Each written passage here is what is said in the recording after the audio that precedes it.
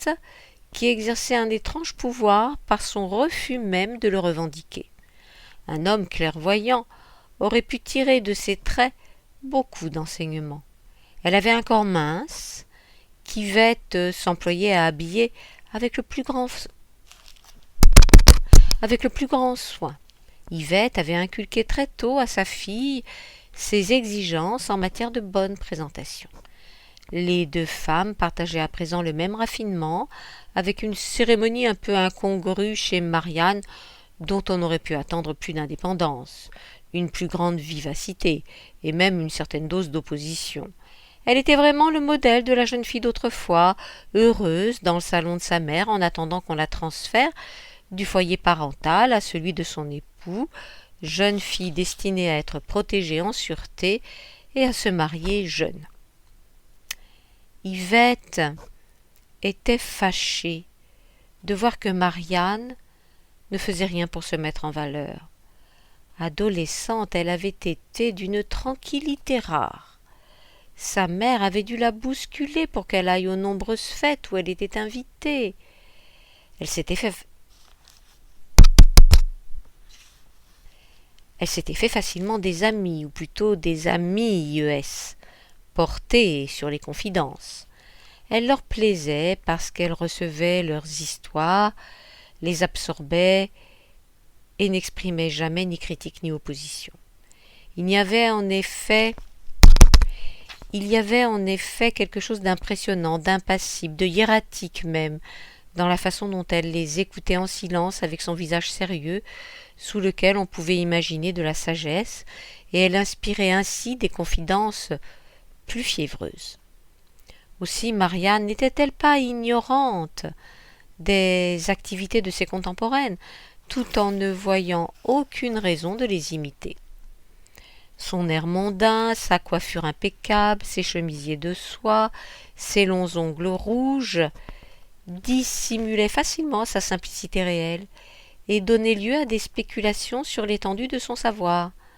C'est ainsi que très tôt dans sa vie, on pouvait la voir impassible, au milieu de ses amis IES, écouter leurs confidences en donnant une impression de tout connaître, qu'elle renforçait par de tout petits gestes lourds de sens. Examiner ses ongles sans défaut, par exemple, comme si elle se souciait autant d'un paraître dont les estimations leur prenaient beaucoup de temps.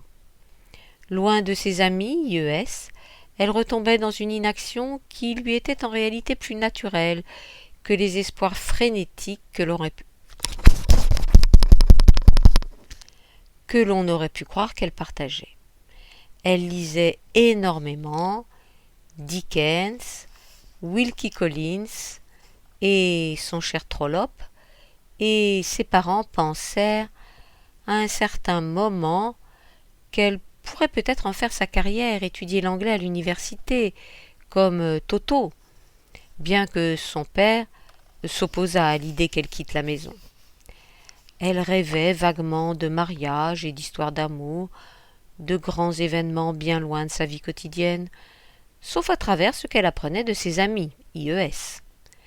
Comme sa mère, elle ne connaissait pas ses propres désirs, elle ne savait même pas qu'elle en avait. C'est pour cette raison et à cause d'autres traits semblables de son caractère qu'elle était la chérie de son père et qu'elle agaçait sa mère. Certes, elle était jolie, polie et facile, comme devait l'être une fille d'Yvette, mais son manque d'entrain était désespérant pour sa mère, du moins. On la trouvait souvent assise tranquillement dans le salon familial, habillée à la perfection, un livre à la main, aussi peu remuante qu'une ombre. Elle levait la tête, son rouge à lèvres tout mangé à force d'attention à sa lecture, incapable souvent d'entendre ce qu'on lui disait. « Marianne !»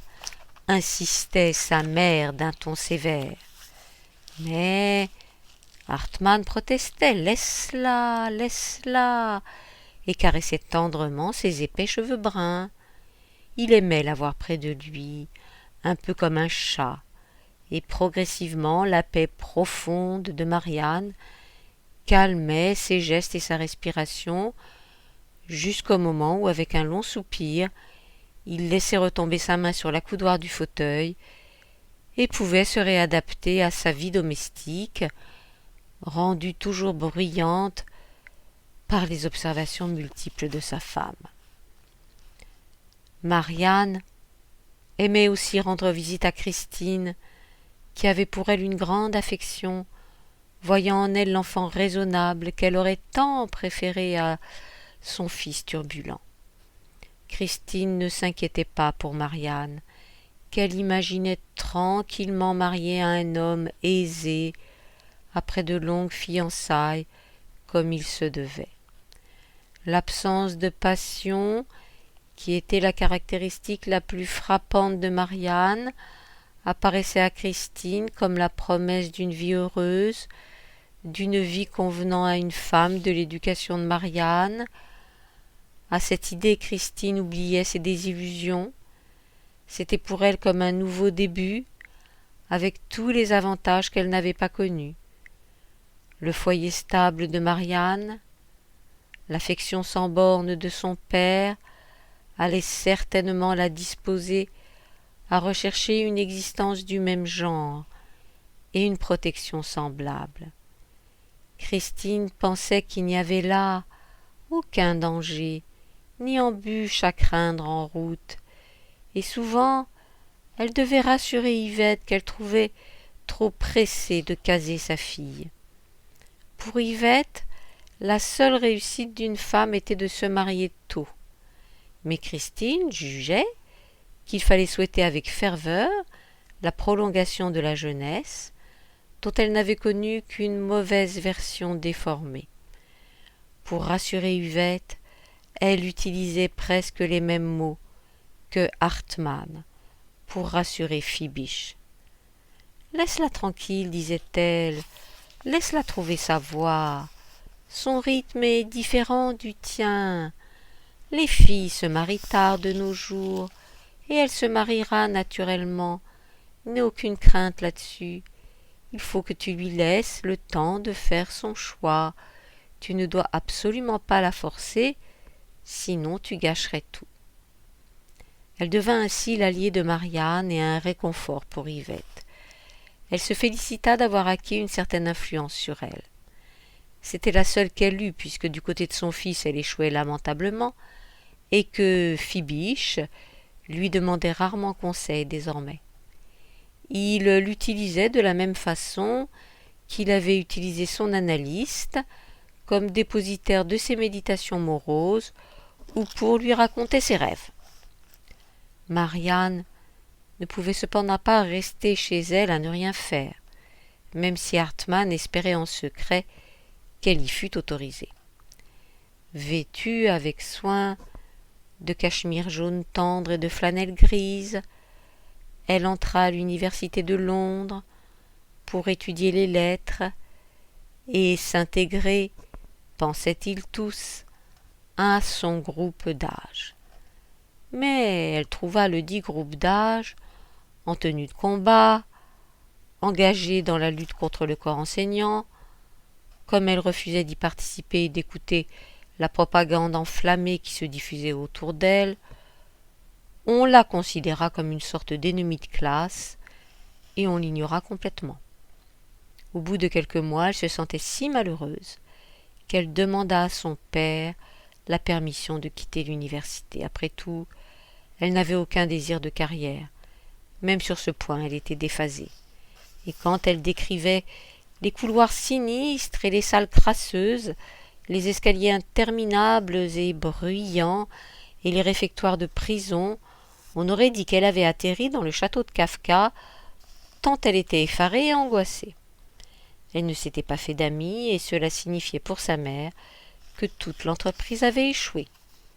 Yvette imaginait les étudiants comme des garçons séduisants de bonne famille, avec des voitures de sport, un peu comme Toto en somme.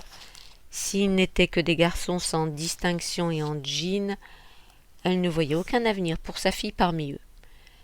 Tout le monde fut soulagé quand Marianne rapporta ses livres, ses classeurs immaculés et son Parker 51 et les rangea de nouveau dans le bureau de sa chambre. « Je n'aimais pas, » disait-elle en plissant son front pâle et sans préciser que ce qu'elle n'avait pas aimé. « Je n'étais pas heureuse là-bas. » Après un court intervalle de paix, sa mère recommença à s'agiter.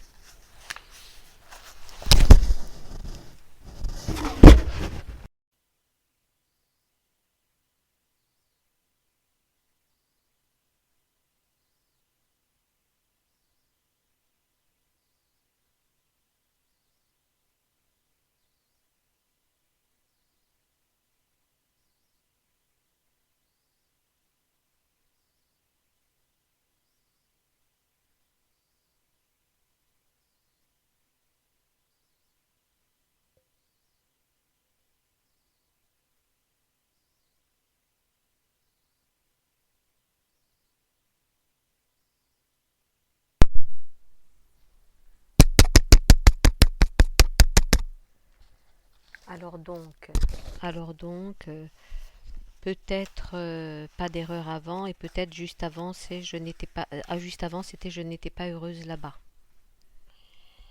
Après un court intervalle de paix, sa mère recommença à s'agiter. Au souvenir de sa propre réussite dans le monde des affaires, elle décida que Marianne devait trouver un emploi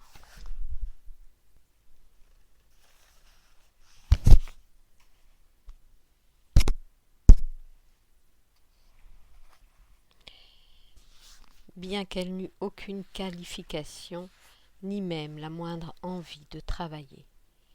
C'est Christine qui eut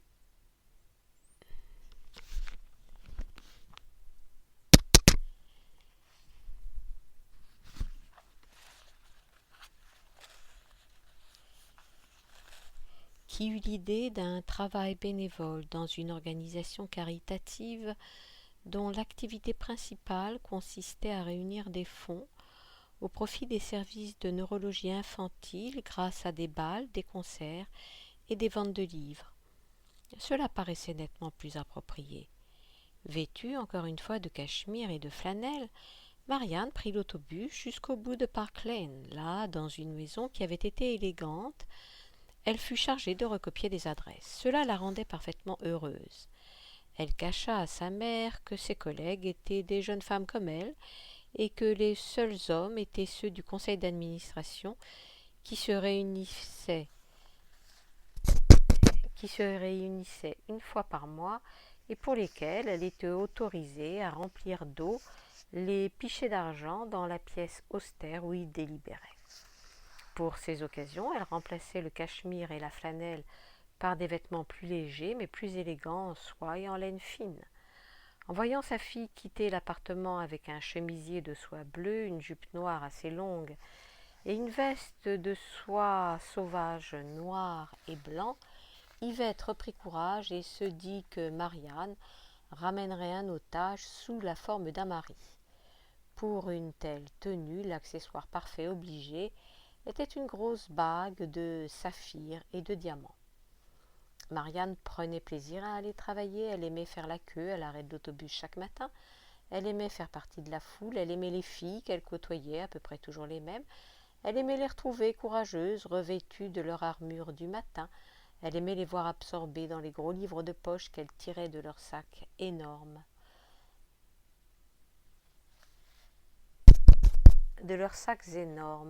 Elle se sentait en accord avec elles, même si elle n'emportait pas de livres pour ce court trajet. Elle avait découvert le plaisir d'observer. Elle s'intéressait moins aux hommes qui déployaient leur journal sur leur attaché-caisse. D'une manière générale, cet autobus, où régnait quelque temps une atmosphère de salle d'études improvisée, l'enchantait. Elle aimait surtout sentir qu'elle faisait partie d'un groupe. Le trajet du retour l'après-midi à 4h30 la mettait en contact avec une catégorie de gens différente, une drôle de population de vieilles dames, généralement par groupe de 4, naïves comme des écolières, avec leurs chaussures de marche et leurs imperméables serrés, des boucles grises s'échappant en désordre de leurs chapeaux en forme de moule à flancs. Elles explosaient de joie comme des gamines, se sentaient protégées parmi leurs semblables, se retrouvaient enfin elles-mêmes après s'être débarrassées de leur mari et de leurs enfants. Marianne avait l'impression qu'elles étaient libérées d'un poids, que l'acte sexuel n'était plus pour elle qu'un souvenir désopilant. Elle était heureuse pour elle et désolée de rentrer chez elle en se disant qu'elle était encore jeune et devrait passer par beaucoup de choses avant de pouvoir se sentir aussi insouciante qu'elle. Elle trouva une amie à son travail, une fille maigre et impertinente qui s'appelait Belinda et se distinguait par un appétit vorace. Belinda avait presque toujours les joues gonflées de chocolat interdit. « Ma peau !» gémissait-elle en examinant son menton et en ajoutant une couche de poudre. « Tu en as de la chance, toi !» Marianne remplissait ses devoirs d'amie avant de déposer son sac à côté d'un des 2 bureaux contigus qu'elle partageait et demandait d'un ton sérieux. « Il a téléphoné ?» On entendait un soupir, puis « Je crois que je vais l'appeler. En fait, je crois que je vais réserver une table pour le bal de Dorchester et inviter plein de gens. Il sera bien obligé de venir. Tu viendras, n'est-ce pas? Je te trouverai quelqu'un. Tu devrais sortir davantage. » « Je ne pense pas, » commençait Marianne, qui ne voulait pas blesser Belinda. Belinda poursuivait. « Je l'appelle seulement pour voir. S'il dit non, je m'en fiche. Je lui envoie l'invitation, comme ça il viendra. Qu'il aille au diable. »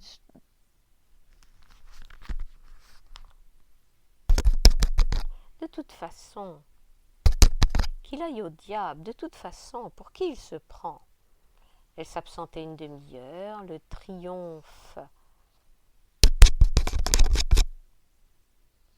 Une demi-heure, quand elle revenait, elle avait les joues roses du triomphe, le triomphe de la volonté. Quelques secondes plus tard, le tiroir de son bureau s'ouvrait, et peu après, des débris de papier d'argent se retrouvaient dans la corbeille à papier. Comme Belinda pensait toujours et exclusivement à ses histoires, Marianne la trouvait reposante et agréable. Elles travaillaient joyeusement ensemble et étaient très appréciées par la dame qui était censée superviser le peu qu'elle faisait, une femme spectaculaire de 45 ans, dont les mains et les poignets croulaient sous la preuve de fiançailles et de mariages divers. Il y avait toujours des fiançailles dans l'air, sinon des mariages. À une occasion mémorable, Marianne et Belinda furent cooptées pour aider dans une vente de livres destinés à réunir des fonds.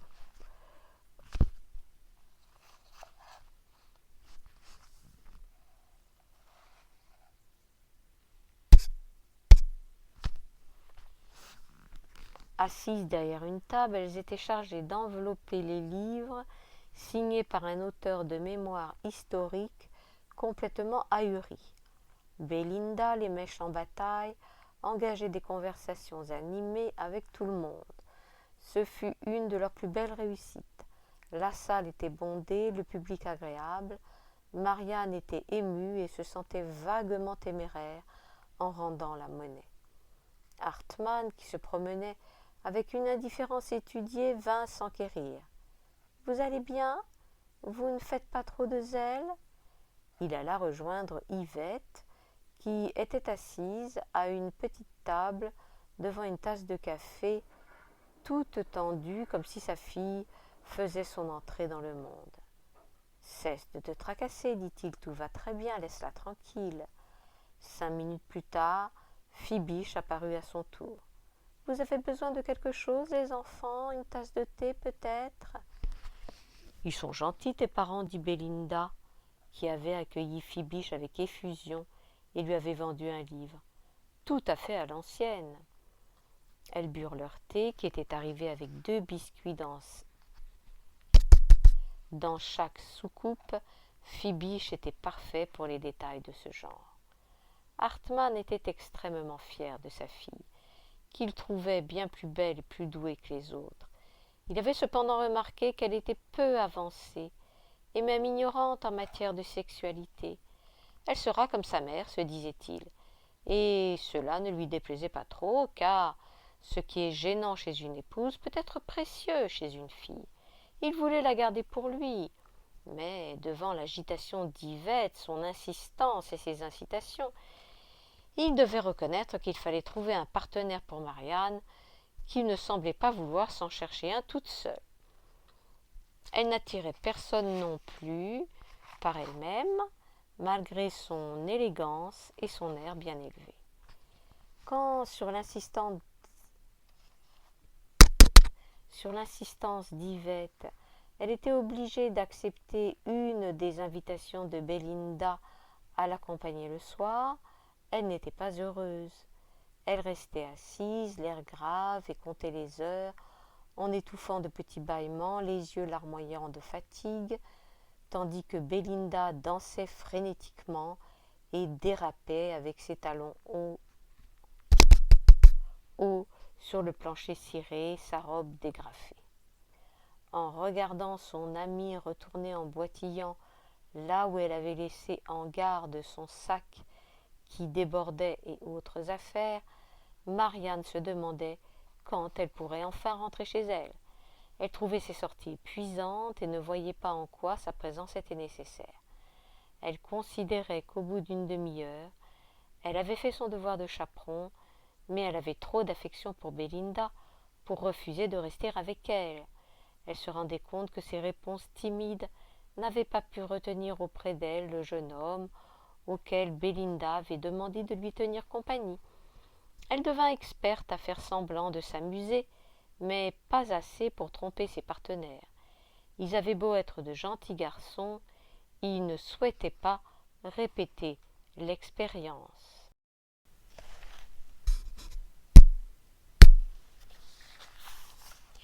Elle atteignit les 24 ans, les 25 ans, et il n'y avait toujours pas de signe de mariage, ni même, si l'on envisageait le pire, de liaison.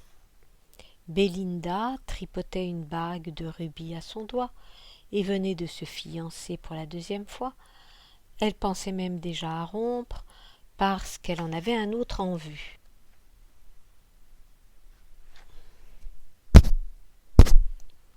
Marianne commençait à se rendre compte qu'elle était mal vue.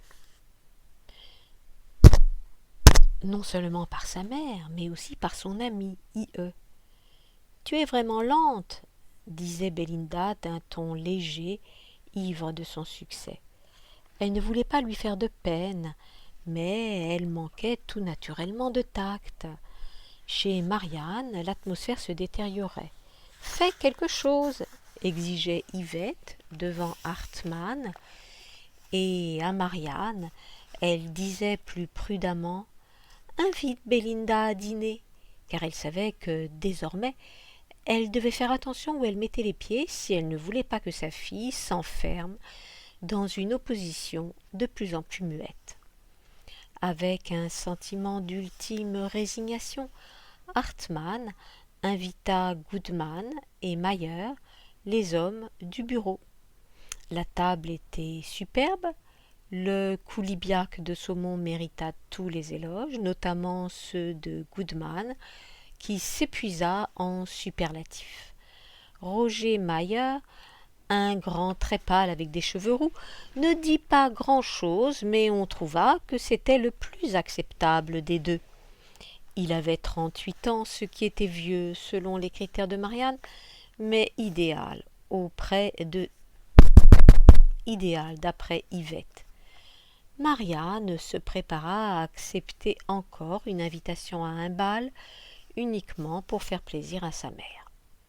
Quand arriva l'invitation de Mayer, que la simple politesse rendait inévitable, ce fut pour un match de football. Il jouait le dimanche dans une obscure équipe universitaire, quelque part dans un parc. Debout au bord du terrain, Marianne trouva très reposant d'être simplement là à regarder sans avoir besoin d'être sociable. Elle s'intéressa également, passé le premier moment de surprise, aux genoux énormes de Roger. Quand il la rejoignit à la fin du match, après sa douche, habillé et rassurant par son silence, elle fut ravie de le voir, et ils restèrent un moment à échanger des banalités en soufflant de petits nuages de buée dans le froid. Puis il la raccompagna chez elle. Cette sortie avait amené des couleurs sur les joues pâles de Marianne, et Yvette y vit un bon signe. Quand Mayer, debout dans le salon, un verre de sherry à la main, annonça poliment la date du match suivant, Yvette s'empressa de dire qu'elle était certaine que Marianne serait ravie d'y assister. Le bon air lui faisait tellement de bien. Il fut convenu que Mayer viendrait la chercher 2 semaines plus tard. Mayer pratiquait aussi le squash, mais il pensait avec raison que c'était un sport trop violent et trop viril pour que Marianne en soit témoin. C'était une bonne attitude. Il faisait preuve d'une sagesse qui calma un tant soit peu les inquiétudes de Hartmann. Hartmann le connaissait depuis 8 ans qu'il était dans l'entreprise, et il avait toujours pensé que c'était un excellent comptable et un type assommant. Il commençait maintenant à apprécier sa prudence, sa lenteur réfléchie, et jusqu'à sa froideur. Si une fille doit se marier, son père ne goûte pas nécessairement les signes d'ardeur, de précipitation, d'affolement chez l'homme qui doit devenir son mari.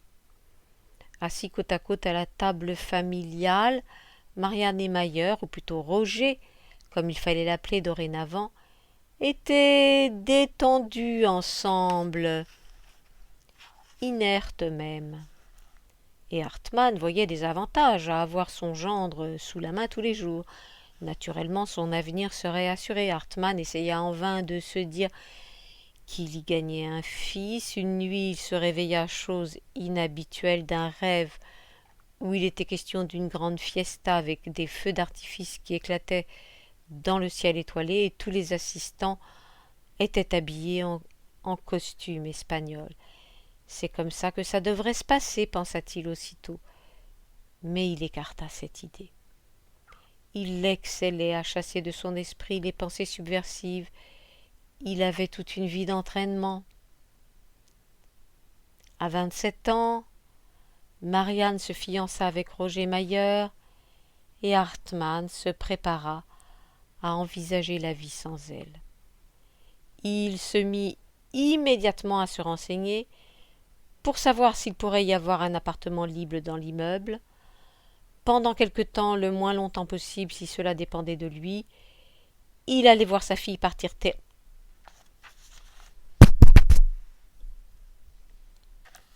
très loin à Richmond. C'est au bout du monde. Absurde, déclara-t-il à Mayer, qui y avait vécu presque toute sa vie. Nous allons vous trouver quelque chose plus près. Ce sera mon cadeau de mariage. Mayer le remercia courtoisement. Il n'était cependant pas question que Mayer l'appelle autrement que Monsieur Hartmann. Cela le peinait, mais il reconnaissait la correction absolue de l'attitude de Mayer. Il n'avait rien à craindre pour l'avenir de Marianne. C'était déjà quelque chose. En fin de compte, c'était la seule chose qui importait, se disait-il. Il raisonnait ainsi avec lui-même interminablement, surtout lorsqu'il souffrait en pensant au départ de sa fille. Yvette s'accorda un moment de triomphe et de répit avant de se lancer dans les préparatifs du mariage. Christine et Fibiche admirèrent beaucoup la grosse bague de saphir et de diamants, car Roger avait eu l'idée de demander conseil à Yvette sur ce sujet. En fait, Fibiche était transportée de joie, parce que Mayer remplissait à ses yeux toutes les conditions du gentleman. On ne l'avait jamais vu agir à la légère sur une impulsion, ni même avec une fougue juvénile. Christine organisa une petite fête pour les jeunes, comme elle les appelait, en se sentant très extérieure à cette affaire, et persuada Toto d'y assister. L'attitude de Toto fut l'hilarité. Il ne s'était jamais senti tout à fait à l'aise avec Marianne. Il savait bien qu'elle n'était pas sensible à son charme particulier. Bien souvent, elle avait battu en retraite devant son exubérance comme un chat devant la pluie. À mesure que la date du mariage approchait, il se trouva mêlé contre son gré aux préparatifs, contre son gré, mais assez fasciné tout de même. Finalement, il n'avait rien de mieux à faire et il y avait là matière à observation. L'avant-veille du mariage, Yvette le supplia d'emmener dîner Marianne, qui venait soudain de fondre en larmes. Et il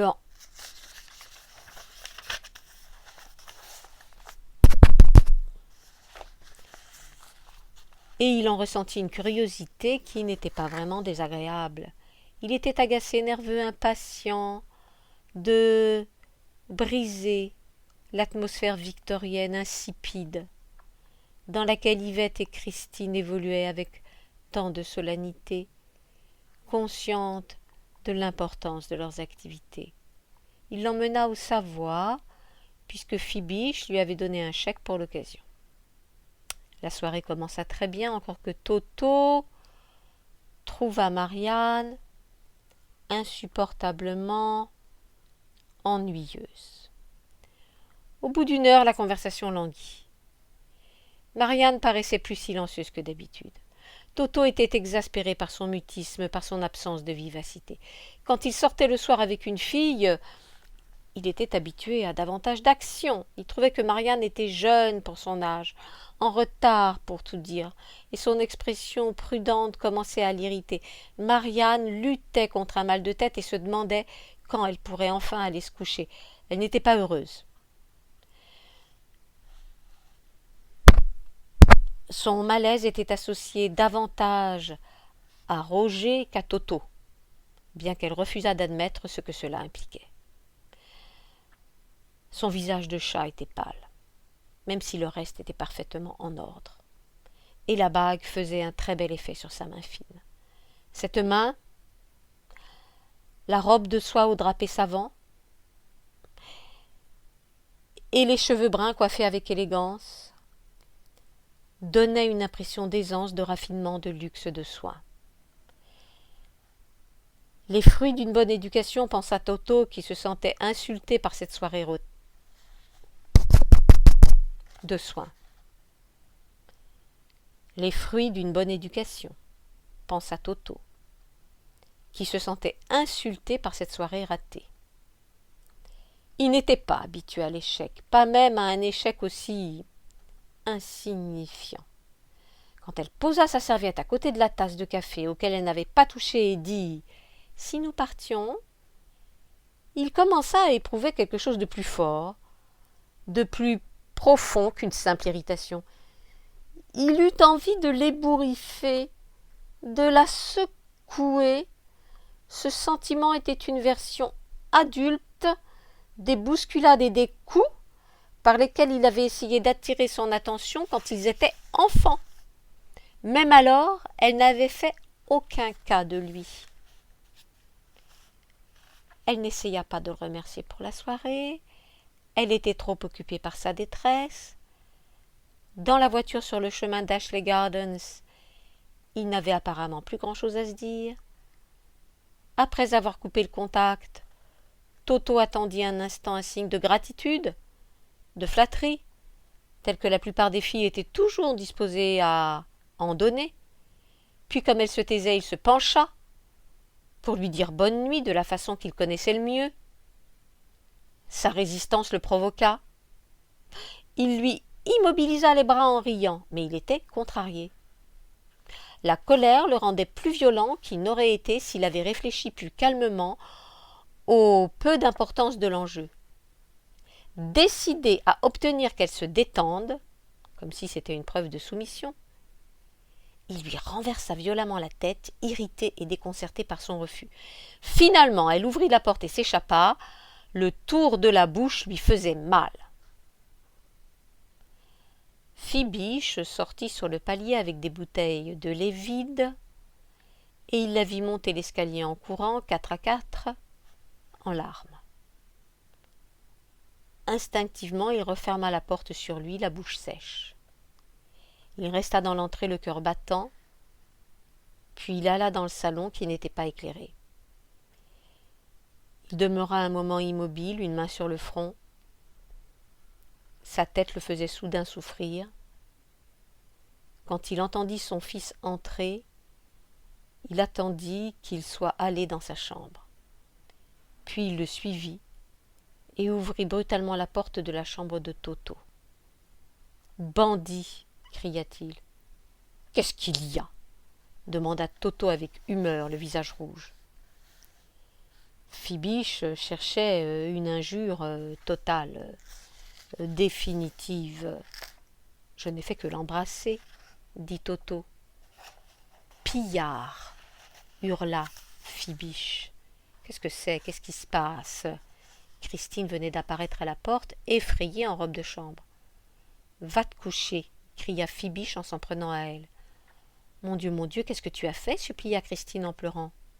« Pour l'amour du ciel, laissez-moi tranquille !» cria Toto à son tour. Soudain ce fut le silence. Ils avaient tous compris qu'une telle altercation ne devait plus jamais se reproduire, même au risque de n'avoir éternellement que des rapports formels.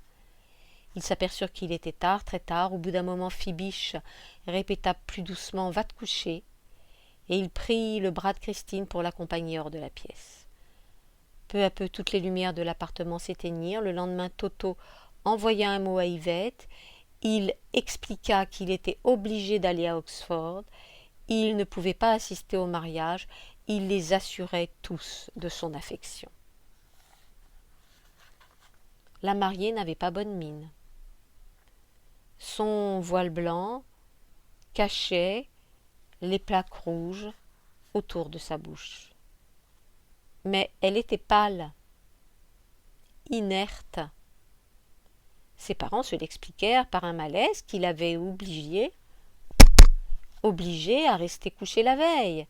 De toute façon, Yvette était trop épuisée pour s'inquiéter davantage et elle avait hâte que tout soit terminé. En regardant sa fille à travers un brouillard de larmes, Hartmann ne la vit pas moins belle que d'habitude. Christine et Fibiche étaient très silencieux. Et naturellement, on regretta l'absence de Toto. Pendant la réception, Yvette et Fibiche furent pris de migraine, tandis que Hartmann retrouvait un peu de sa bonne humeur. Mais quand Marianne disparut pour se changer, il ressentit le même tremblement intérieur que lorsqu'elle avait dit son premier mot. Quand elle partit avec Roger pour la première étape de leur voyage à Sorrente, il parvint à garder le sourire jusqu'à ce qu'il soit sorti. Puis, il s'effondra sur une petite chaise dorée qui craquait, sortit de sa poche un mouchoir de soie blanche et s'essuya les yeux sans honte. Yvette le houspilla, exaspérée.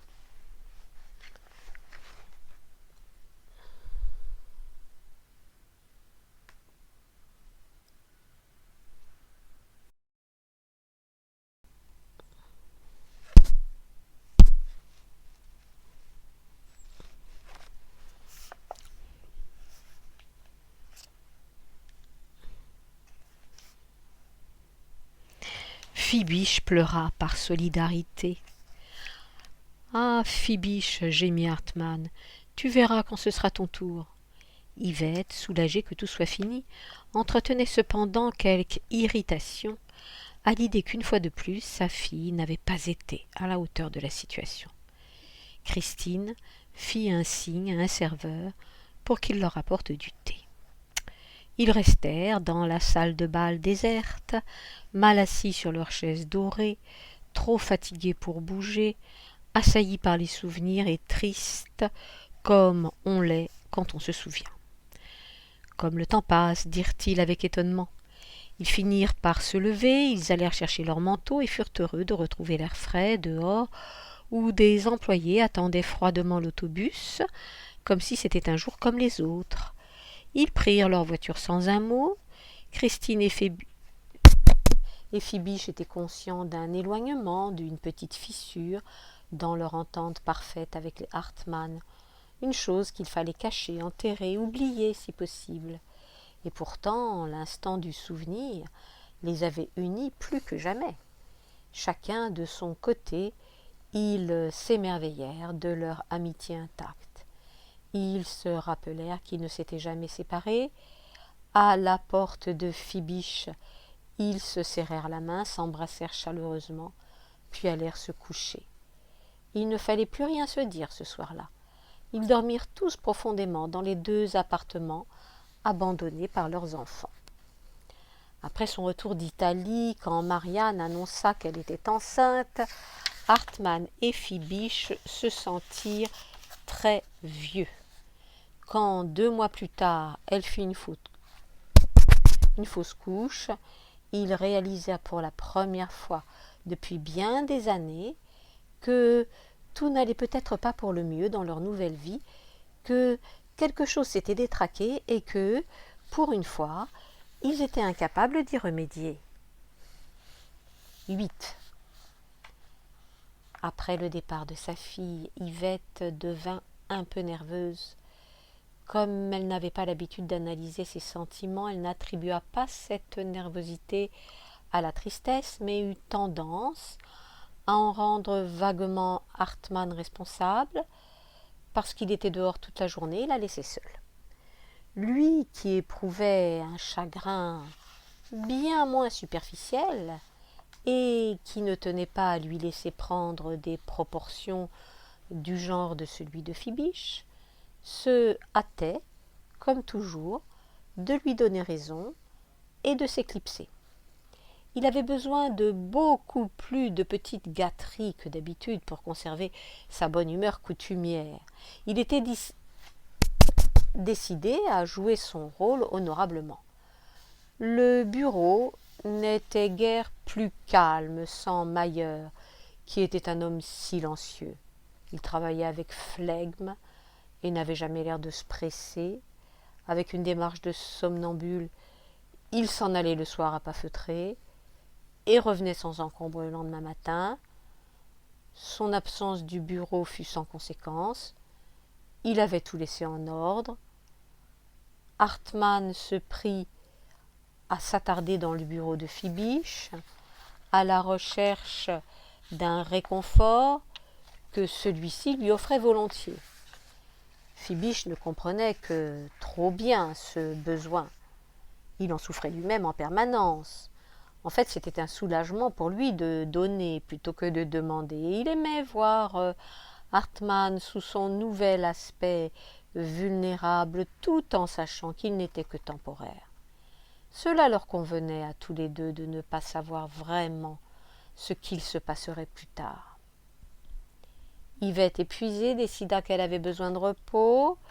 Cette solution ayant été ratifiée par Hartmann et Christine, elle annonça qu'elle allait refaire l'appartement. Rien d'autre ne lui plaisait et elle écarta toutes les suggestions de vacances ou de week-end à la campagne. Quand les ouvriers installèrent des échelles et des bâches dans sa cuisine, elle prit un air larmoyant, les traits tirés, un peu comme pendant sa grossesse. C'était, il est vrai, un moment difficile pour elle, mais qui relevait plus de son âge que du mariage de Marianne. Elle vieillissait de manière inégale, comme la plupart des gens, mais parce qu'elle n'avait pas l'habitude de se comparer aux autres, elle n'avait aucune idée que son dilemme pût être universel. En s'examinant craintivement dans la glace, elle était rassurée de voir que son trouble intérieur n'avait pas laissé de traces, du moins n'en détectait-elle aucune. Elle ne voyait pas les fines rides sur sa jolie peau, ni l'aspect légèrement voûté de ses épaules. La taille, cependant, s'épaississait, c'était incontestable. Eh bien, elle entreprendrait un bon régime dès qu'elle aurait un peu de temps à s'accorder, sans les obligations et les travaux qu'elle assumait avec son grand sens du devoir. Elle passait désormais davantage de temps chez le coiffeur, les mains offertes aux soins de la manucure. Ce sont les mains qui vieillissent le plus tôt chez une femme. Mais Yvette attribuait leur usure et leur sécheresse à ses efforts récents et non à l'effet du temps. Ses activités dans la cuisine furent écourtées par la présence de Ken et de Dave, deux gentils peintres qui étalaient une couleur pêche sur ces anciens murs blancs. Pêche, remarqua Christine sceptique, dans la cuisine? Pourquoi pas, répliqua Yvette à l'affût de la moindre critique. J'ai besoin de changement. Je vais me débarrasser de tout. Je veux des casseroles rouges et tout le reste en blanc. D'ailleurs, si ça ne me plaît pas, je peux toujours changer de nouveau. On se lasse vite des assiettes blanches, dit Christine imprudemment. Où as-tu entendu ça? De toute façon, je peux toujours en acheter d'autres, et je veux un store bleu à la fenêtre. Yvette commençait à rêver de Méditerranée. Avec l'âge, elle trouvait le Nord de plus en plus cruel et se rappelait le petit appartement de sa mère à Nice. Elle suggéra à Hartmann d'y acheter une maison pour leurs vieux jours. Elle pourrait voir des palmiers de sa fenêtre et aller faire ses courses en robe de coton. Hartmann pensa que ce n'était pas une mauvaise idée, à condition de pouvoir emmener aussi Fibiche et Christine. Ne pourraient-ils pas tous vivre enfin des jours chauds et paresseux, en rêvassant au soleil, et vieillir avec le cynisme revigorant des Français, plutôt que de rester ici, où ils craignaient le froid.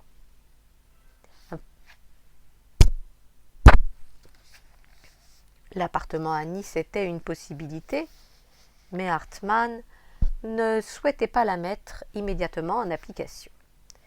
C'est Christine qui parla des cours du soir, une suggestion qui n'eut d'abord aucun succès, jusqu'à ce qu'Yvette commence à consulter les magazines féminins et y découvre le champ nouveau de la conscience des femmes. L'ancien avait toujours été assez bien pour elle. Il consistait à dépenser et à se rendre plus belle, et elle était prête à s'y fier davantage. Christine devinait un désarroi réel, bien que non identifié, et prenait chaque jour de ses nouvelles. « Allô » chantonna Yvette, qui parvenait à étirer le mot sur 3 syllabes. « C'est Christine » répondit une voix sèche. « Qu'est-ce que tu fais? Tu es occupée ?»« Je suis toujours occupée, je n'en peux plus, je viens de lessiver toute la peinture. »« Mais elle vient tout juste d'être refaite. »« Je sais, mais j'ai remarqué des traces de doigts. De toute façon, j'aime que ce soit fait comme je l'entends. » « Alors les ouvriers sont partis ?»« Ils sont partis, et je leur ai donné une quantité d'assiettes. Comme ça, je pourrai les remplacer. J'ai pensé les prendre toutes blanches. D'ailleurs, j'avais l'intention d'aller voir aujourd'hui ce que je peux trouver. Pourquoi tu ne viendrais pas avec moi? Mais puisque tu viens de lessiver la peinture… La peinture, c'est fini maintenant. Viens, Christine. Je vais comparer quelques prix. Peter Jones, la General Trading Company, Harvey Nichols et Harrods. Nous pourrons déjeuner dehors. Et puis j'ai besoin de quelque chose à me mettre. Il est temps que je m'occupe un peu de moi. Comme Christine avait été le témoin de l'accumulation frénétique de vêtements et d'accessoires qui avait précédé le mariage, elle n'avait rien à dire. Elle réservait à Yvette une part de la protection qu'elle avait généreusement donnée à Fibiche au début. Elle voyait qu'Yvette, malgré sa frivolité incurable, était restée innocente sur toutes les choses importantes, à l'abri des réflexions qui l'accablaient elle-même.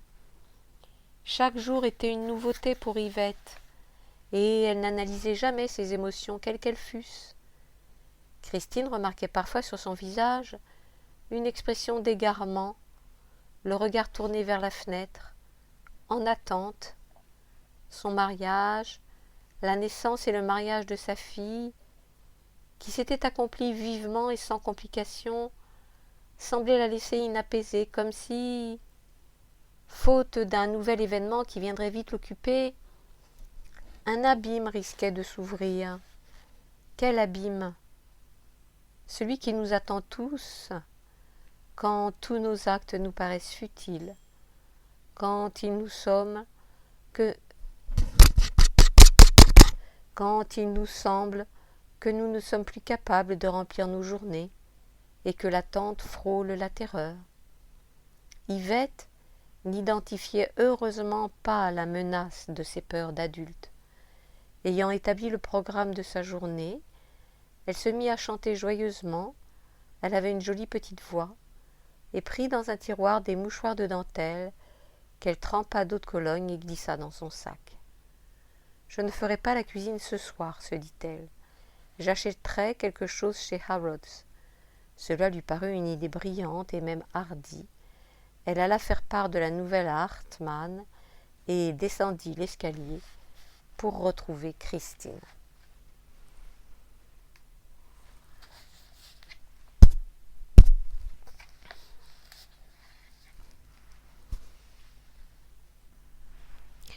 Une averse venait de nettoyer les rues et un pâle soleil de printemps avait fait apparaître les crocus.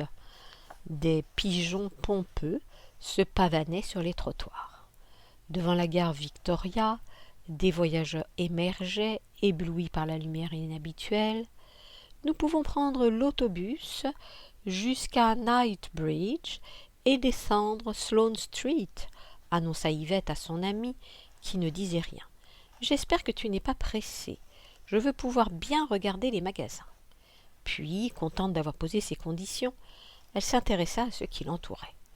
Elle se trouvait souvent en train de mener, en quelque sorte, Christine, en interprétant mal son besoin de tranquillité, ou plutôt en ne le comprenant pas du tout. Christine, de son côté, trouvait reposant de se laisser entraîner dans le sillage de l'activité d'Yvette, et elle était sincèrement curieuse de découvrir comment Yvette conservait son contentement d'elle-même, cet attribut solide qui lui avait été conféré, semblait-il, à la naissance.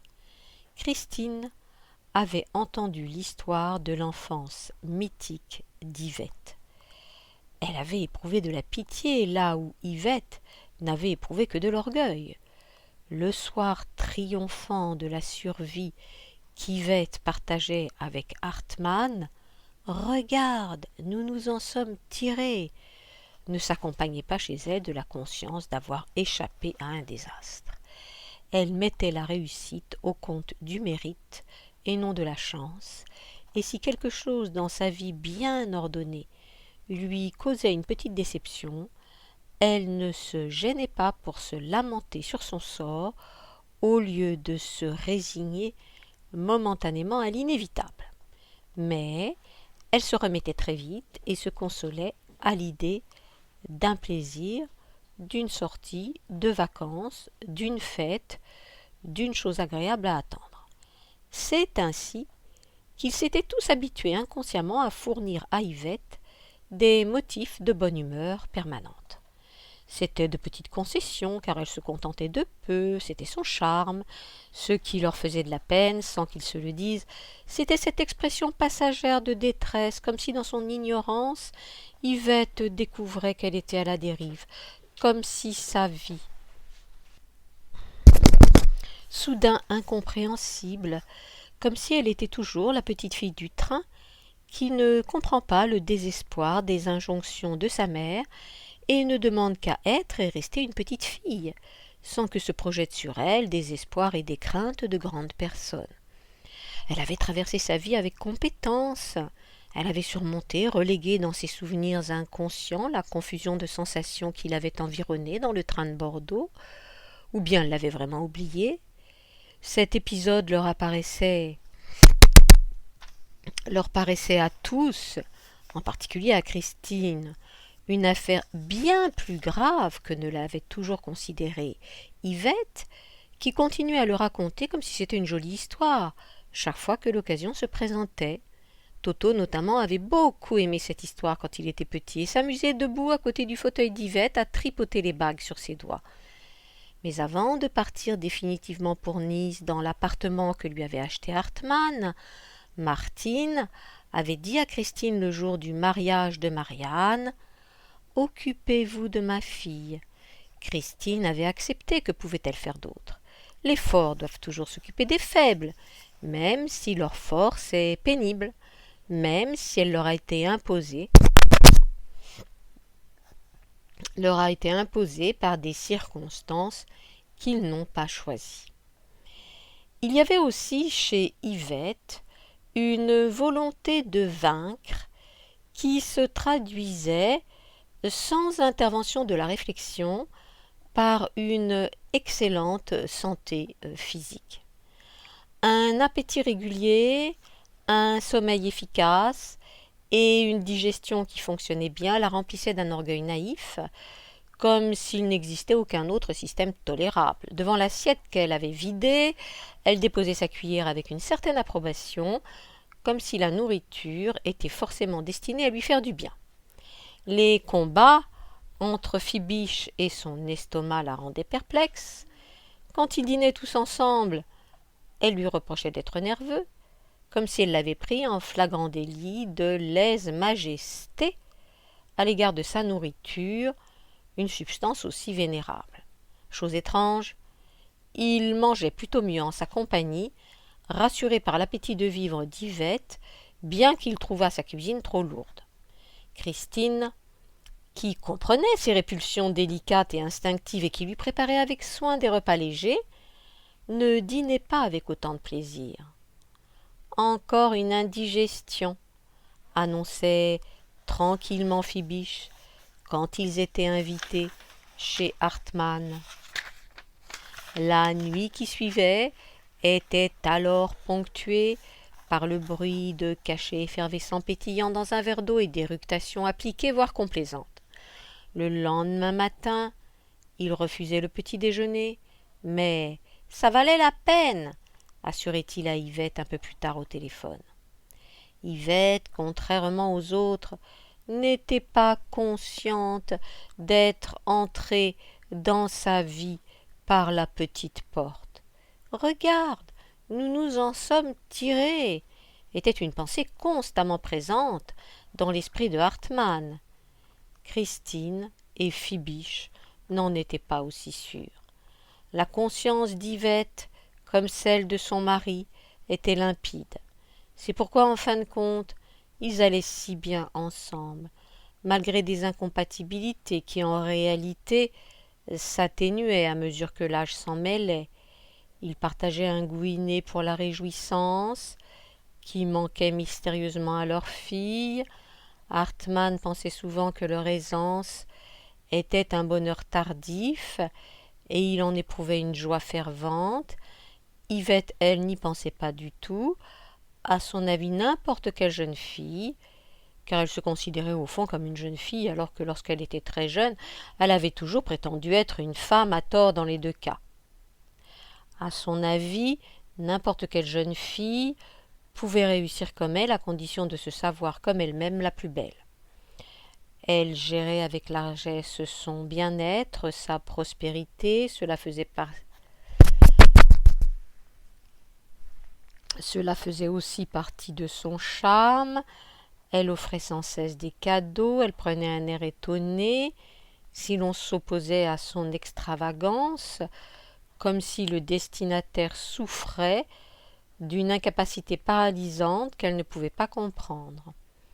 Intolérante certes, mais bonne, elle traversait l'existence un peu comme un enfant, et en cela, elle se montrait bien plus enfant que sa fille.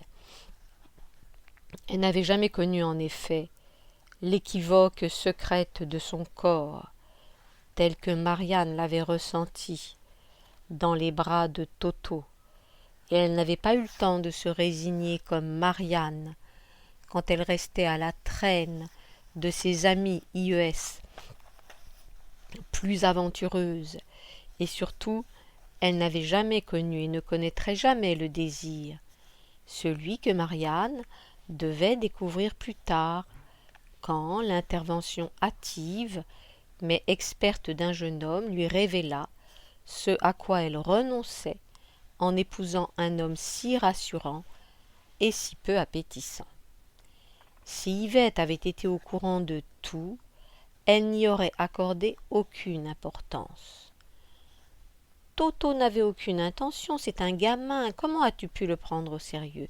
Il voulait simplement être gentil, l'important dans ta vie c'est de te marier, c'est pour ça que je t'ai élevé, c'est ce que tu feras. Elle n'aurait pas compris qu'il pouvait rester une trace, et Marianne n'aurait jamais pu se confier à elle. Marianne voyait bien qu'Yvette n'avait aucune expérience, pas davantage qu'elle, et elle ne pouvait parler à personne d'autre. Qui alors allait pouvoir l'aider à se connaître? En décidant de ne rien dire de ce problème, auquel elle allait revenir souvent dans sa vie, Marianne acquit une certaine dignité, une maturité que son père n'aurait pu soupçonner. Il la voyait encore, elle, une femme mariée, comme une petite fille.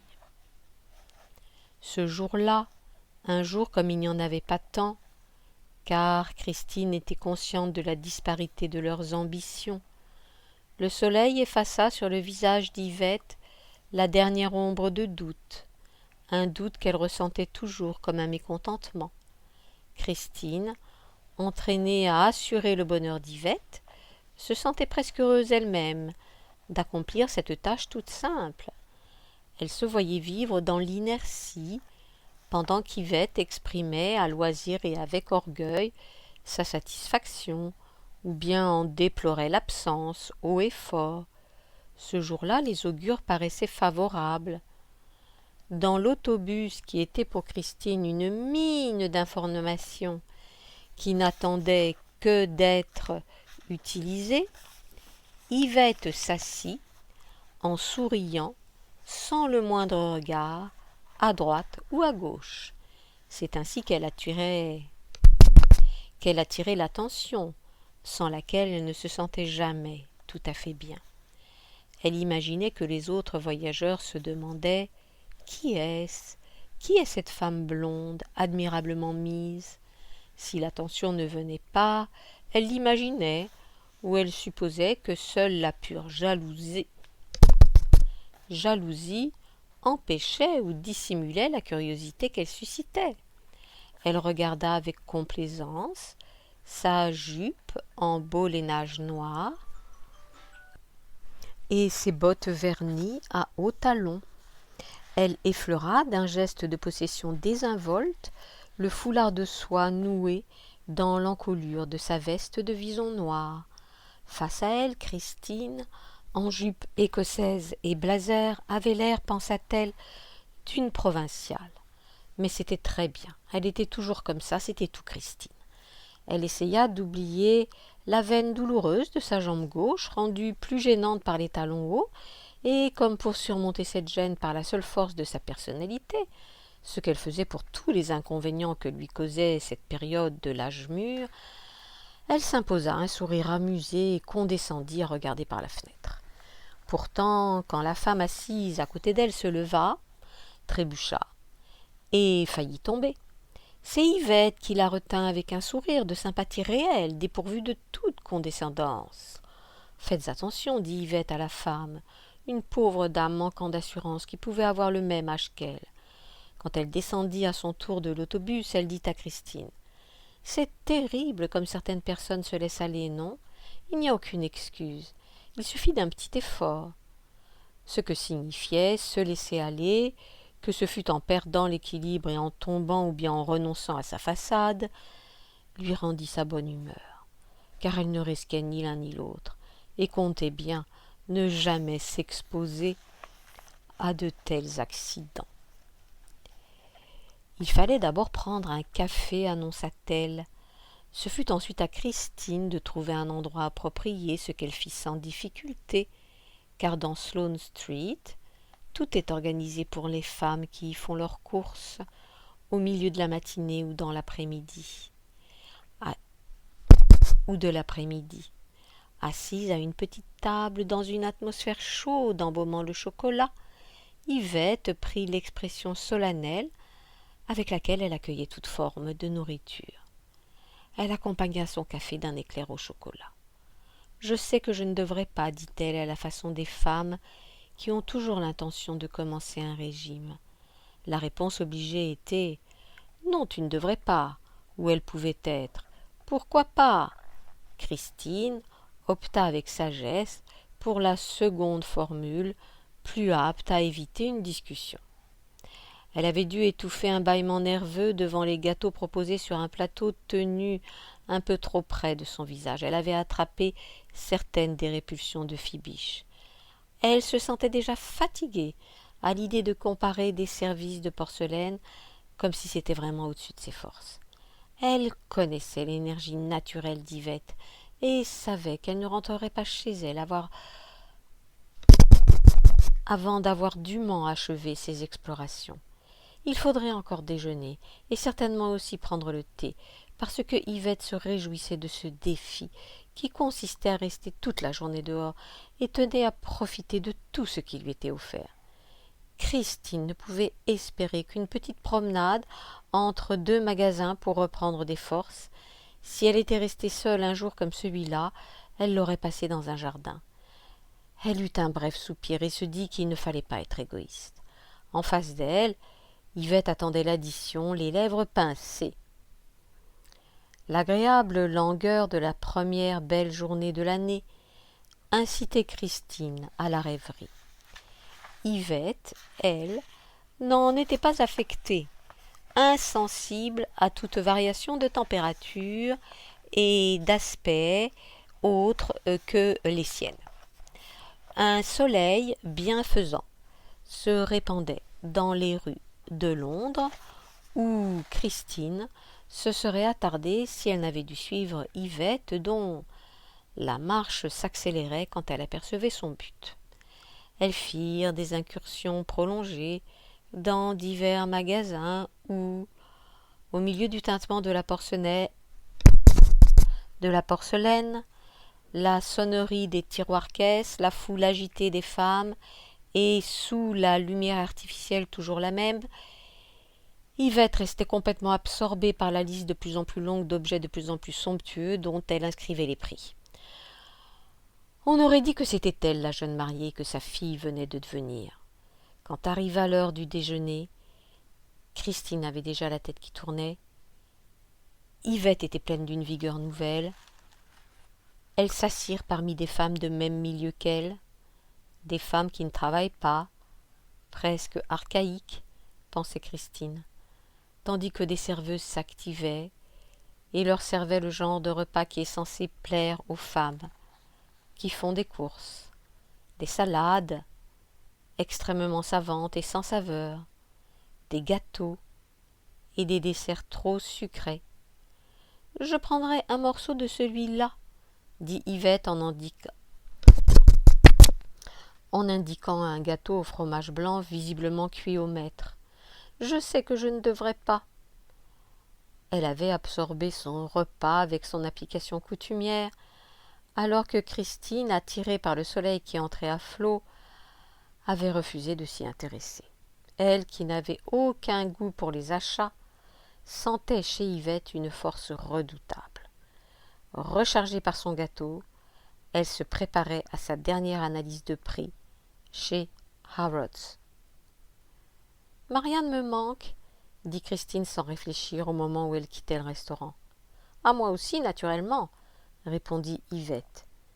Elle était un peu ennuyée, comme si Christine avait usurpé ses sentiments indécis, encore que ce qui pouvait lui rester de tristesse s'effaçait rapidement. « J'ai pensé lui choisir un service, mais je ne pense pas qu'elle aime celui qu'elle a reçu. » Un service. Je ne pense pas qu'elle aime celui qu'elle a reçu de maman, et elle est si gentille pour ces choses-là. Je crois qu'elle ne dirait jamais qu'il ne lui plaît pas. C'est une drôle de fille, si tranquille. Elle n'est pas du tout comme nous. Il était temps qu'elle se marie. Car elle savait que le mariage apporterait à Marianne ce dont elle croyait qu'elle manquait, le contentement de soi qu'elle avait toujours pratiqué elle-même. Sa fille dont elle avait commencé à désespérer, ne lui manquait pas vraiment. Sa présence de chat, ses lectures silencieuses, étaient en fait devenues pour elle un souci. Elle aimait l'animation, elle pensait que les femmes doivent être provocantes, exigeantes, narcissiques, faute de quoi elles échouaient, elles n'avaient aucun succès et restaient vieilles filles. Elle n'avait pas de temps à perdre avec la nouvelle femme et ses exigences sexistes audacieuses. Elle pensait que les femmes de ce genre perdaient trop au change et se ridiculisaient.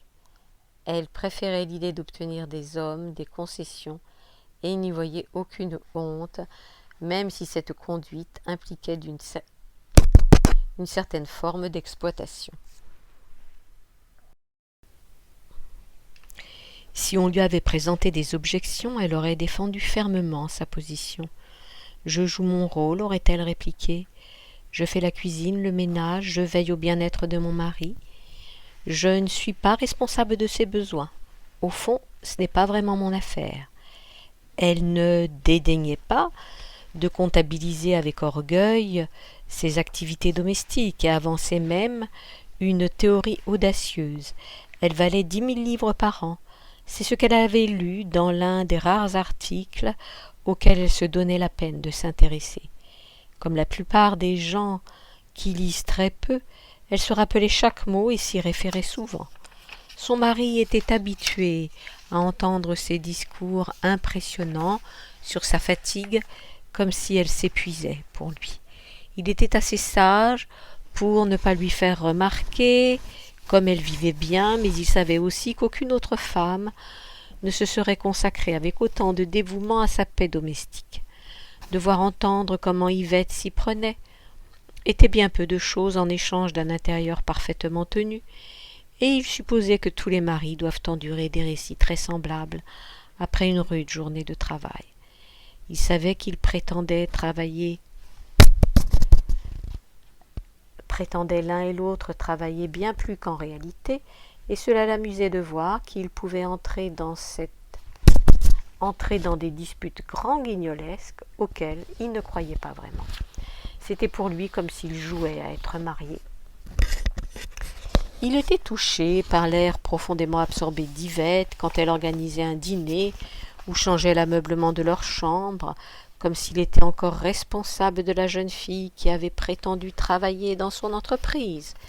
Il ne doutait pas un instant que le travail présent d'Yvette, ce travail qu'elle estimait à 10 000 livres par an, était son véritable travail, le travail de sa vie, aussi trivial qu'il pût paraître à une femme plus occupée. Et il aimait la grande paix d'une maison bien tenue, à laquelle il pouvait songer dans les moments où ce qu'il éprouvait ressemblait à de la nostalgie, quand au milieu d'une journée d'oisiveté, il se permettait de se rappeler son passé, ses souvenirs, avivés par la disparition de Marianne et par le chagrin qu'il éprouvait à voir sa chambre vide, lui revenaient spontanément de temps à autre. Il s'en étonnait et trouvait que cela correspondait davantage au caractère de Fibiche qu'au sien. En vieillissant, je deviens sentimental, se disait-il avec surprise. C'est que je ne suis plus jeune, j'ai déjà fait les 2/3 du chemin. Et il essayait de protéger sa femme contre des pensées semblables, sachant qu'elle était bien plus vulnérable que lui.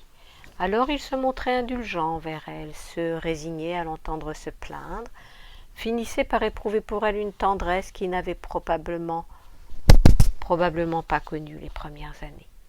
La visite chez Harrods se conclut par l'achat de plusieurs services ravissants, 2 couettes en duvet d'oie, une bouilloire rouge vif et quelques parures de lit italiennes pour le nouveau foyer de Marianne. Rendue muette par toute une journée de courses effrénées à la consommation, Christine s'effondra dans un nouveau restaurant et but plusieurs tasses de thé. « Je sais ce que nous pourrions faire, » dit Yvette en saisissant un toast. « Vraiment, je ne devrais pas. Nous pourrions prendre un taxi et aller dans cette jolie boutique près du bureau, où la dame met toujours quelques affaires de côté pour moi. Ce serait bête de rentrer maintenant. De toute façon, je n'ai rien pour dîner ce soir. Nous allons acheter de quoi manger, et puis nous prendrons un taxi pour traverser Hyde Park. Nous aurons encore du temps en arrivant à la maison. Tu veux le dernier toast? Nous pourrions aussi trouver quelque chose pour toi, Christine. Élisabeth a tellement bon goût. Dehors, l'air était délicieux. Le soleil avait pâli et laissé une brume laiteuse. Le jour perdait ses couleurs. Le ciel blanchi ramenait la fraîcheur qui rappelait que le printemps était encore jeune. Aux arrêts d'autobus, des groupes de gens les firent penser au jour du mariage, où après tant de sensations qui leur avaient paru une éternité, elles étaient sorties dans la rue peuplée de gens ordinaires, aux occupations ordinaires. Elles se sourirent spontanément, elles avaient pensé à la même chose. « Oui, elle me manque, dit Yvette, toujours à peu près à cette heure-ci. »« Elle va bientôt revenir, dit Christine pour la rassurer. Voici un taxi. » Car Yvette avait repris son regard absent, signe de profondeur qu'il valait mieux ne pas troubler, ou de superficialité, d'un monde en tout cas inexploré, trop délicat pour qu'on y touche. Le seul remède était une nouvelle distraction, pour que la vie d'Yvette, animée et mystérieuse, reste conforme à ce qu'elle devait toujours être. « Tiens, Mrs. Hartmann, dit Élisabeth d'un air résigné. C'est bien, Julie, vous pouvez partir. Elle se tourna vers Yvette, après s'être forcée à retrouver son beau sourire. Que puis-je pour vous? Il y a quelque temps que je ne suis pas venue, Élisabeth. Je suis sûre que j'ai beaucoup de choses à voir.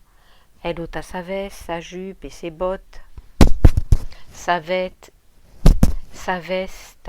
sa jupe et ses bottes, et attendit dans la cabine d'essayage, comme ressuscitée à l'idée d'essayer des vêtements.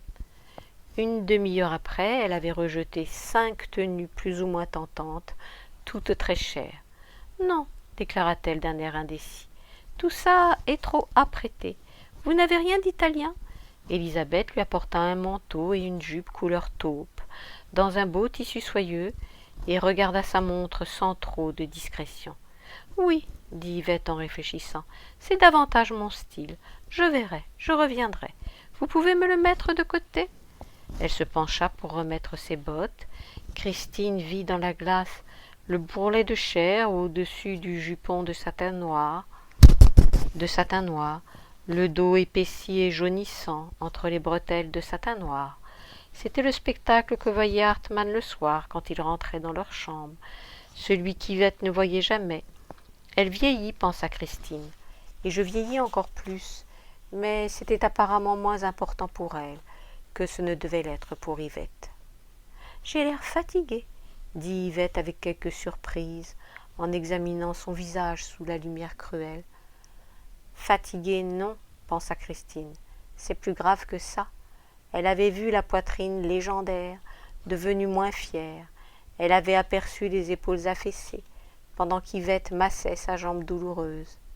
« Oui, dit-elle gentiment, il faut rentrer. » Yvette ne prit que le temps de retoucher son maquillage, de décrocher d'un porte-manteau une veste de tweed en disant « Enveloppez ça pour Mrs. Fibish » et se dirigea majestueusement vers la porte où Élisabeth avait le doigt sur l'interrupteur. Un soir de printemps d'un bleu profond contrastait avec les vitrines éclairées. Elles étaient un peu étourdies, un peu affolées par la circulation. Quand un taxi arriva, elles l'accueillirent comme un canot de sauvetage dans une mer en furie. Un canot de sauvetage dans une mer en furie. C'était bon de s'abandonner dans la pénombre qui sentait la cigarette. Elles étaient contentes de rentrer bientôt. Yvette eut un soupir de satisfaction. « Ah, Christine, quelle belle journée, tu ne trouves pas ?» 9. « Harrods, murmura Christine, la voix brisée. « Harrods en totalité, tous les rayons. Et à la fin, elle n'était pas tellement fatiguée. En tout cas, pas aussi fatiguée que moi. Alors que je me contentais de la regarder, de l'accompagner. J'étais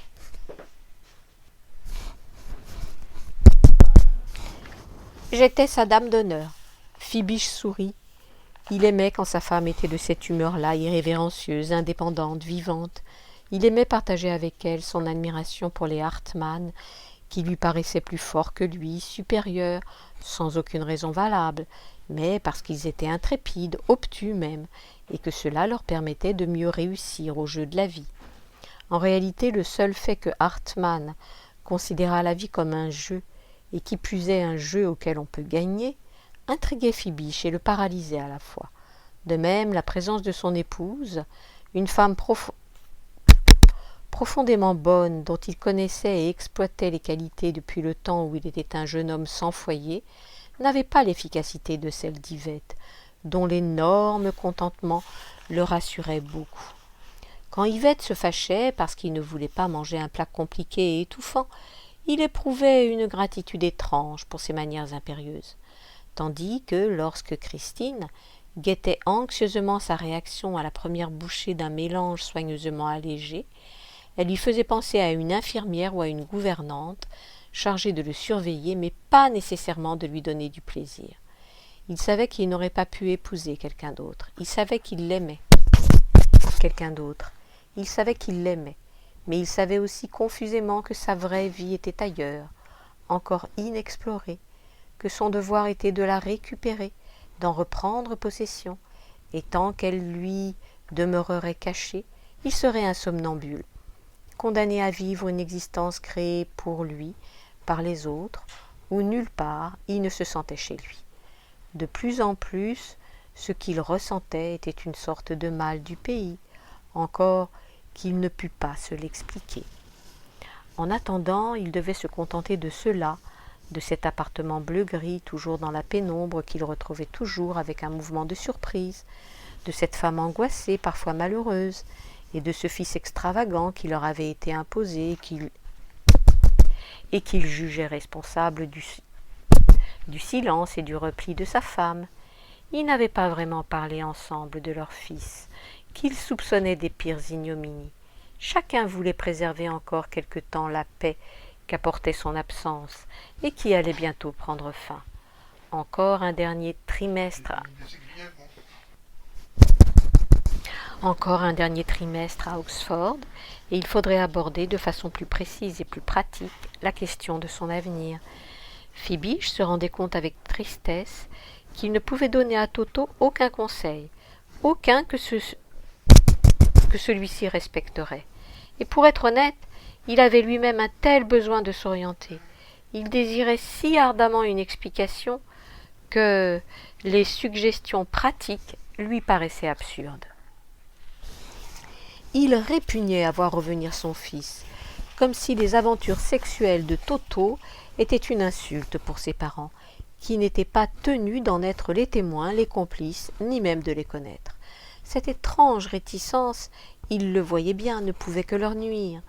Dans l'isolement où ils vivaient, Christine et lui, il y avait une peur réelle d'accepter les complications du monde qui pouvaient passer pour de l'innocence, mais qui n'étaient en fait que de la lâcheté, du manque de substance.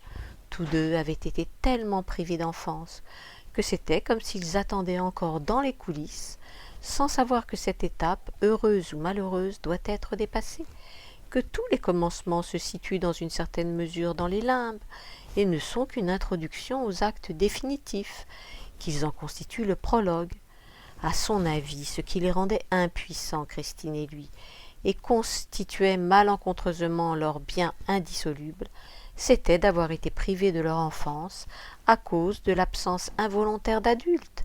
Ses parents et la mère de Christine avaient disparu sans laisser de traces, escamotés par des événements qui, sans être connus, excluaient complètement leur progéniture, et les enfants avaient été confiés à des étrangers qui, même s'ils étaient assez bien disposés, ne se sentaient pas concernés et ne s'intéressaient pas à eux.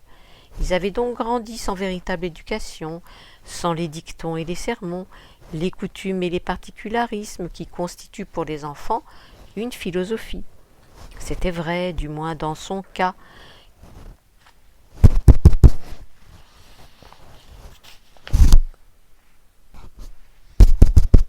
Une philosophie. Depuis l'incident avec Toto, ses rêves devenaient plus bizarres, plus effrayants. Récemment, par exemple, il avait rêvé de son dentiste. Ses conversations avec son analyste lui avaient appris que la bouche était pour lui siège d'angoisse. Dans son rêve, il avait vu M. Gilmour, plutôt digne et méticuleux dans la réalité, les pieds sur son bureau en train de lire le Daily Mirror tout en mangeant un vulgaire sandwich qui débordait.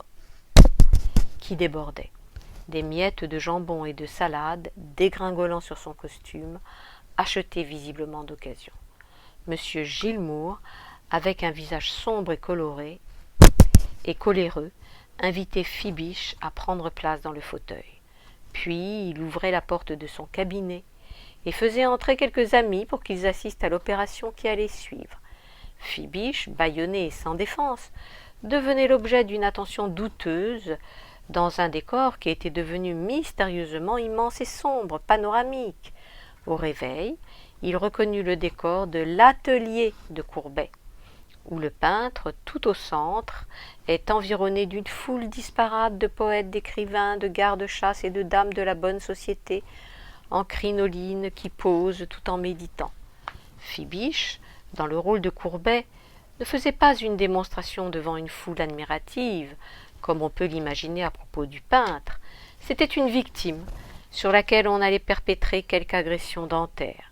Il n'y avait aucun secours à espérer de la part des spectateurs, qui, pour la plupart, avaient une expression maussade et distraite qui ne présageait rien de bon. Il s'était réveillé paniqué et s'était précipité dans la salle de bain pour vérifier si ses dents étaient toujours là ou si on les lui avait enlevées à son insu pendant la nuit. Pour toutes ces raisons, la turbulence de son fils, la tristesse de sa femme et ses propres cauchemars, Fibiche se réjouissait de ce répit, de ce récit d'une journée qui paraissait ordinaire, de cette réaction normale de fatigue physique qui n'était provoquée par rien de plus compliqué qu'un tour dans les magasins, en la compagnie rassurante d'Yvette. Christine exagérait l'aspect amusant de l'entreprise afin d'effacer la morosité du visage de Fibiche, et elle le surveillait attentivement. Elle se détestait d'agir ainsi, même par pur altruisme. Quand elle était une petite fille malheureuse, elle avait essayé de la même façon d'amuser son père et d'attirer sur elle un peu de son attention mystérieusement absente. À l'époque, ses efforts avaient été vains. Mr. Hardy n'était guère paternel. Il semblait même se flatter de son manque d'intérêt pour sa fille unique, comme si l'engendrer avait été un geste de libéralité dont il ne voulait plus entendre parler par pure modestie. Sa perception du monde ne dépassait guère ses propres besoins, qui étaient simples, mais illimités. À ses yeux, le désir de Christine de le captiver était déplacé. En plusieurs occasions, il l'avait renvoyée dans sa chambre, toute déconcertée, pour pouvoir s'assoupir. Elle savait que ses efforts n'étaient pas les bons, qu'ils étaient mal pris, mais elle se sentait malgré tout forcée de tenir un rôle, d'essayer de rendre la vie agréable à ceux qui étaient trop inertes pour y parvenir pour eux-mêmes et pour elle. Elle savait que quelque chose de capital était survenu dans sa vie conjugale et que cela était arrivé à Fibiche et non à elle, ce qu'elle jugeait très froidement comme de la cruauté de la part de Toto envers Marianne. Fibiche ne pouvait pas le prendre avec autant d'objectivité tranquille. Elle enviait Yvette Hartmann, dont la fille avait quitté le nid dans des conditions parfaitement honorables. Elle ne pouvait décemment pas se débarrasser de Toto, mais elle souhaitait le voir partir. Elle l'imaginait accroché à eux comme un vampire qui allait les vider de leur dernière énergie dans leur vieillesse. Parfois, quand elle se sentait un peu plus optimiste, tôt le matin, ou quand le soleil brillait à l'improviste, elle se raisonnait. Finalement, il n'a fait que l'embrasser. Qu'il se soit ou non passé quelque chose de plus, et cela elle ne le saurait jamais, elle était sûre que Toto avait causé du tort à Marianne, et que ce tort était de l'ordre de l'appropriation, ou plutôt du détournement, motivé par la simple légèreté, la spéculation, la curiosité, l'impulsion qui pousse un enfant à détruire le château de sable de l'autre ou à lui voler son ballon. Christine savait que Marianne ne représentait rien pour Toto. Elle savait aussi qu'une fille comme Marianne, un peu prude, trop lente au goût de sa mère, devait inspirer chez un homme comme Toto le parfait mélange d'antipathie, de moquerie et d'amusement pour qu'il lui fît inévitablement des avances. Même si l'on ne devait plus jamais parler de l'incident, car Marianne se tairait sans aucun doute, et Toto oublierait probablement l'affaire, ou l'enterrerait par bienséance masculine selon son code habituel, Christine pensait que, pour des raisons monstrueuses et mystérieuses, elle avait donné naissance à un homme qui haïssait les femmes. Et comme elle était la première femme qu'il eût jamais connue, elle devait d'une certaine façon en être responsable. Cette pensée l'horrifiait et la rendait plus froide qu'elle n'aurait dû l'être. Elle savait que Fibiche, contrairement à elle, éprouvait pour son fils un amour fervent, presque maternel, que leurs rôles fussent renversés ainsi qu'elle dut rester objective et autoritaire tandis que lui, le père, se réservait le droit d'être angoissé et désarmé, la frappait comme une anomalie de plus. Elle savait que chez Fibiche, la blessure prendrait du temps pour faire surface, tant elle était reliée à son désespoir déjà si accablant qui allait en préparer la maturation au cours de rêves perpétuellement encombrés. Ainsi elle essayait de distraire son mari pour interrompre ses méditations stériles à propos de son fils, et cette situation absurde parvint à lui gâcher la véritable petite joie qu'elle avait eue à passer la journée dans la compagnie toujours rassurante d'Yvette qui, semblait-il, ne pensait jamais à rien de plus grave que son bien-être. L'idée qu'elle avait aussi contribué, modestement mais de façon certaine, à préserver le bonheur d'Yvette lui pesait après coup. Elle rêvait de plus en plus de fuites. Le lendemain, pensa-t-elle,